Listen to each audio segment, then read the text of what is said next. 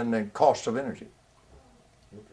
But all of this is doable. That's just one way that you could potentialize in static mode, disconnect your generator, let the circuit now come alive and become a dynamic circuit, and discharge the energy that it got for free. But our engineers are taught that a static field is useless when it's the most precious thing we have.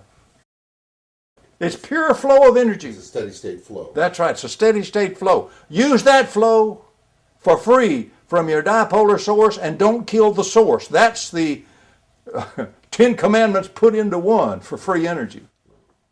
Don't destroy the source dipolarity because you're killing the extraction of energy from the vacuum. You just never knew that. Relaxation time of that storage element, which we were discussing the other day, in fact. And there may be many other different devices or elements that can be designed that will do the same thing. I'm not trying to say that this is the only way. But it is a way that... Right, this is the basic approach that you have to think about, which is entirely different and foreign to the conventional engineer, electrical engineer. But you've got a positive and negative source of energy. Okay, so what your controller does then is it provides the oscillator and the timer. Put OSC and timing in here too. So what it's going to do is it's close this switch and energize this circuit. Mm-hmm. And while that's closed, this will charge up from the energy here, but it's done quickly enough that no current. If we put an ammeter in here, we should get virtually zero current. Yeah. So before current flows, this switch is opened and the controller closes this switch. Mm-hmm, mm-hmm. And now you power the load with that much energy. Yeah, yeah. And then it just repeats and repeats. Okay. That's all there is to it. It's really a form of DC to DC converter. Yeah, yeah. But the difference is a conventional circuit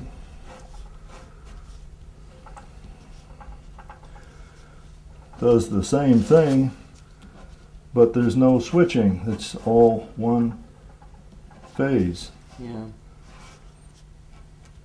Okay, you may have an on-off switch or something somewhere here, but you can see now what you've got, and you've got losses that when you power the load, the back EMF will equal that, and you'll never get more than unity here through that load. Right. I suppose also what you're doing with this circuit alternatively, when you're switching and not allowing the current to take place before you can charge the storage device, you're not allowing anything to go back and eat or destroy That's the right. source. Right. Yeah. That's why the timing is critical here. Mm. So you have to arrange it so that the storage element has to absorb the energy fast enough so that you can switch off the dipole before a current starts to appear here. If you just left it on, you have this circuit. Yeah. Okay? Yeah. Essentially, except the load would be this now. So you don't want to do that. You've got to have the timing such, and we know that, well, we just know we know two methods to do it. One is a capacitor, and John uses that technique. Right. Is a way to go. The other is a coil that is made of a material that will slow down the relaxation time, which the relaxation time is what we're talking about with no current flowing during that first initial time period when you turn it on, until you have chance to open the switch and then switch it over. The energy now is in here, and we switch this one on and we put the energy into the load. So this is what I was talking about, two phases. Mm. Would that be a coil that would be doped with, was it 98% iron, 2% aluminum? Yeah, well now that's a little sensitive according to Tom. He happened to find out. Published it in 1992. So. Oh, he did? Okay. Yeah.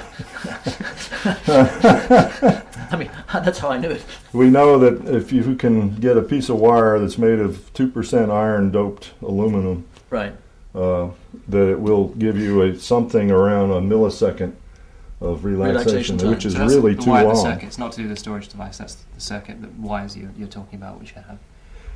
The wires could be copper, Okay. But that would be in Okay. the storage. but just Oh, sure. inside here you Just would a have little a piece you coil missed it, yeah.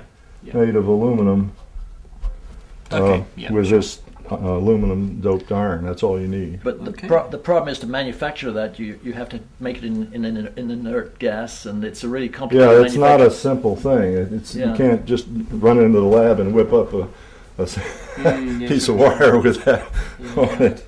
Yeah. So, but that's all there is to it, and it's Yeah. extremely simple once you understand the concept, and that's what Tom's trying to get across, that you have to change your thinking from this type of circuit to this type of circuit Yeah. with the two-phase